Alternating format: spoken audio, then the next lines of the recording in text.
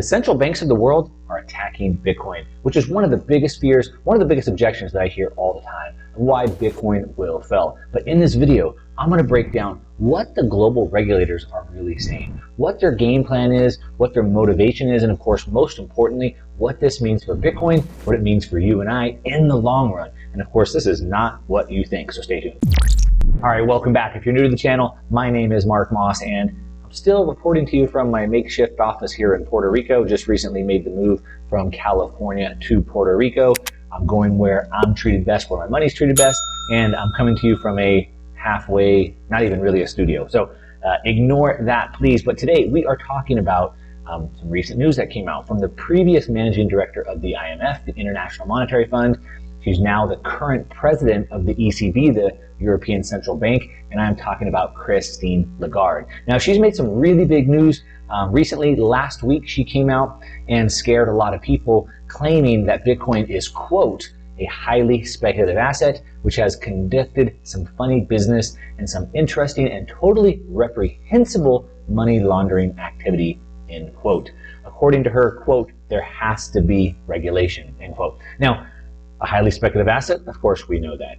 It's conducted some funny business and some interesting, some reprehensible money laundering. She says it has to be regulated. Now, hearing this from her it's pretty rich. It's very ironic. Now, first of all, the largest Bitcoin and cryptocurrency analytics firm, which is Chainalysis, they're used by the IRS. They're used by lots of government agencies to analyze Bitcoin blockchain transactions. They report that less than 1% of all Bitcoin transactions were used for illegal or illicit activities in 2019. Now, this is a huge difference from 7% just a few years earlier. So we can see that Bitcoin is used less and less and less for illicit transactions. Now, of course, any tool can be used for good and for bad. A screwdriver can fix your car. It could also be used to harm somebody. So any tool can be used for bad or for good. And in this case, with Bitcoin, we can see that it's going down and down and down. But what's interesting is if you compare this to the global financial system, it's just a tiny little speck. It doesn't even register. Now consider a recent report from FinCEN, which is the financial crimes agency of the US. FinCEN reported in September of 2020 that there were over 2.7 trillion, that's right, $2.7 trillion worth of illicit transactions that were done using the dollar. Now, the biggest banks that helped these companies or these organizations do these illicit transactions were some of the biggest names in banking. I'm talking about HSBC. I'm talking about JP Morgan, of course, Deutsche Bank, of course, Standard Chartered, and the Bank of New York Mellon. Now, they helped all these organizations do these illicit transactions, totaling over $2.7 trillion. When Bitcoin is just a few hundred billion. So you can see how big the dollar is versus the little blip of Bitcoin. Now, it's especially rich coming from Christine Lagarde, who, as I said, is the head of the ECB. But when she was head of the IMF, she was actually found guilty and convicted of criminal charges over financial wrongdoings. But of course, you know, she's financial elite, so she never served any prison time, but she was convicted of criminal negligence. Now, never mind all that, right? Still today, one of the biggest objections that I hear all the time about Bitcoin is that the governments of the world are going to make it illegal.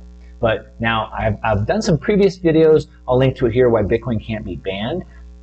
And I dove into the topic, into the subject, but that was more focused on the why it can't be stopped, all right? But many don't really fear that it can be stopped, but that it will be made illegal to own, to hold, right? So the governments can't stop it, but they could say, if we catch you with it, you know, we'll throw you in prison or something worse. Now, if you've been watching my videos, you know that to really understand something, to really understand all of this, we have to go back to the beginning. We have to go to where it came from, what it was meant for, how it was used, and this all leads us back to why central banks would want to ban it in the first place. And so in order to understand why central banks want to ban it in the first place, it requires us to take a little trip back into history, which of course you know I love to do. So let's go ahead and just jump into the time machine real quick. We're going to go back to 1944, a date that I reference quite often.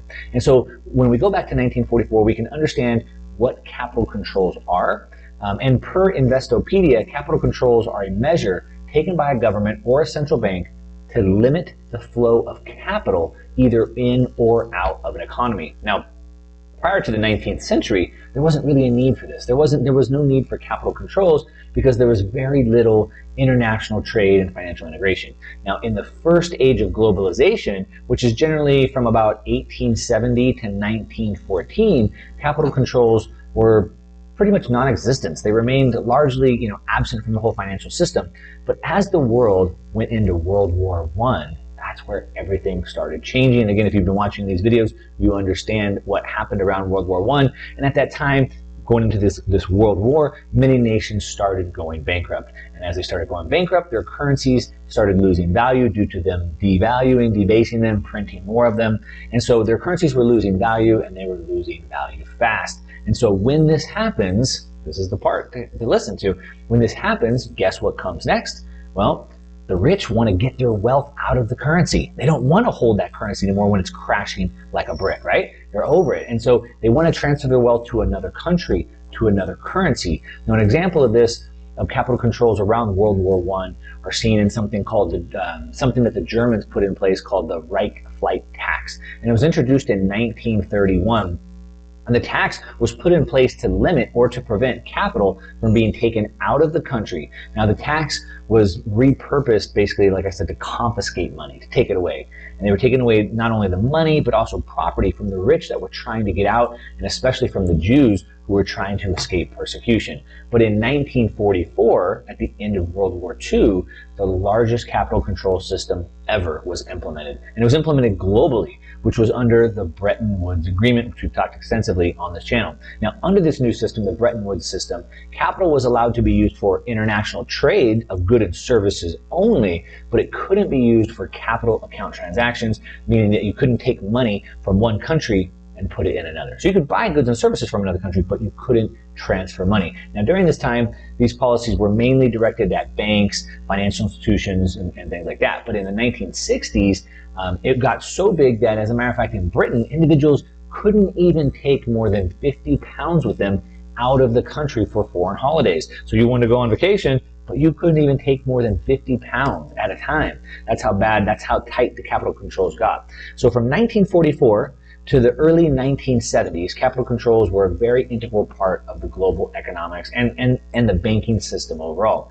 But after the 1970s, specifically after 1971, when we severed ties to the gold standard, then the free market economists persuaded all their colleagues that capital controls were pretty much harmful. And the IMF and the World Bank at the time basically said that these financial crises highlighted the risks associated with the volatility of capital flows. And this led many countries to implement different versions of capital control. So after the great financial crisis, the IMF economists outlined a brand new policy, basically a new set of tools to manage the macroeconomic outlook and to give more financial stability to the system, the countries, and of course, themselves, the central banks. And what was the tool that they had in their toolkit again? Well, of course, the old becomes new again, and so they reintroduced new capital controls, right? And so a recent example of this was on June 29th in 2015, the European Central Bank froze support to Greece. So Greece was bankrupt, they were going through this austerity. The European Central Bank froze support to them. And during the European sovereign debt crisis, Greece responded by closing its banks.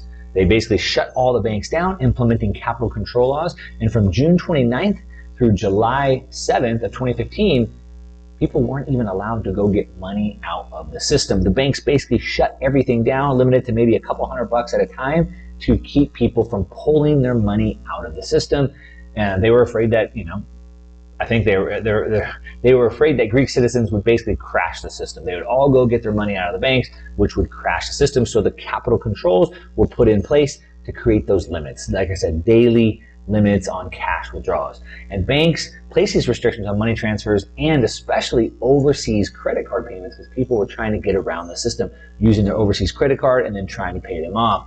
And anything they could do to get capital out of the system, and the government continued to try to control that capital and keep it in that dying system.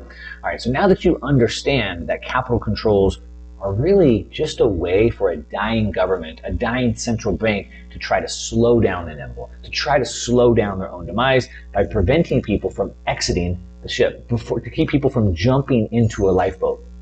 So now it starts becoming more clear why the ECB, European Central Bank, and the IMF might be saying these things about Bitcoin, which, of course, like I said, some people are still scared that they're going to make it illegal, and your intuitions are true, right? That the governments want to make it illegal, right? They want to, but of course, we're not done here yet. So to really understand this, we need to jump on to the next part, and we have to understand what's actually being said, what's actually being done, all right? Now, the ECB, they're big, right? The European Central Bank, it's really big. The US dollar, it's the world's reserve currency. The US dollar is even bigger, and so the Federal Reserve, the Central Bank of the United States Treasury, they're even bigger. They're way bigger. And they have the most to lose because, as I said, the dollar is the reserve currency of the world. And so they're more important. They have more to lose. And so for us, we really want to look at what they're saying. And what we've seen is that U.S. regulators have been speaking quite a bit and pretty favorably about Bitcoin. Last month, Brian Brooks, who is the acting comptroller of the currency in the United States, he's the former chief legal officer at Coinbase, and he debunked recent rumors about the Treasury's plans to introduce some new undisclosed crypto regulations. He said, quote, "We're very focused on getting this right. We are very focused on not killing this. And it's equally important that we develop the networks behind Bitcoin." All right, that's pretty good. Sounds good, right? And then a little bit later, a few weeks ago, the OCC office came out with new guidance, and they were basically announcing that U.S. national banks can now participate in node verification. So now they can help participate and run the networks that use stablecoins to conduct payment activities and things like that. Now this includes public blockchains, and it also includes stablecoin networks. Now this was seen as really, really big news in the crypto world, in the crypto ecosystem, because it validates the use case for stablecoins and it provides a meaningful pathway for integration into the settlement infrastructure of the US financial system. Now in his own words, he said, quote, "Crypto, like Bitcoin, need more protection and regulations than oil." Now, in addition to the regulators, we also have to understand how the regulation system works overall. Now, in the US, we have lawmakers, we have legislators who pass bills into new law, right? You get that. But you probably don't realize that legislators don't typically write these bills. As a matter of fact, the bills are typically written by lobby groups who are then given to the legislators to get passed. And the financial system is one of the largest lobby groups in the country. They have billions of dollars invested into Bitcoin and Bitcoin ecosystem. And so they're on the side of Bitcoin, right? They've spent billions of dollars to get into it. They're the ones that are influencing policy. And if they don't want it to become illegal, if they don't want to lose the billions of dollars they've invested, then they will be fighting on our side as well. And so this doesn't mean that it's going to be a smooth transition, of course, right? No markets ever go up in a straight line. They never go down in a straight line.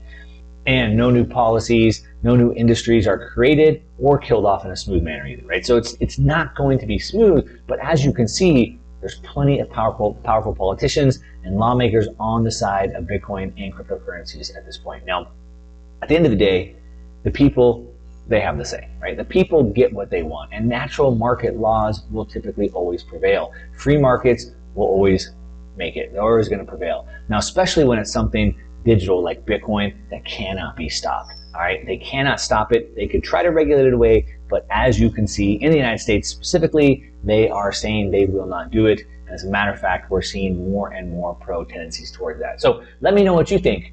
Does this help ease the fear? Are you still afraid they're going to make it illegal? I mean, I understand anything is possible, but what do you think about this new news? Now, to get an asymmetric upside, we have to have asymmetric information. This is information that not everybody has. So let me know, does it change your viewpoint on whether Bitcoin will be regulated out of existence, or will it be continued to allow to grow? Leave me a comment down below and let me know. As always, give me a thumbs up on this video if you like it. If you don't like the video, give me a thumbs down. Either way, let me know what you have to say. Leave me a comment down below. That's what I got for you today. To your success.